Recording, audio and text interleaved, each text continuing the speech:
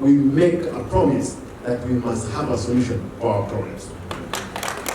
It's not about the national government, it's not about the county government. We must sit down, we reason together. And that's my humble request. If life is difficult for you people at this time, what of your children?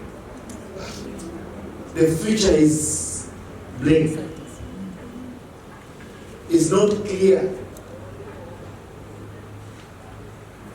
But be assured you have an advocate who will stand with you, who is called Simba Arati. That one, you can count on me. Hiyo lazima tuwakubaliane. Nitasimama na nyinyi. I'll do everything. Iwe liwalo. Yes, it may not be possible for today or tomorrow, but we'll be there. We must be there.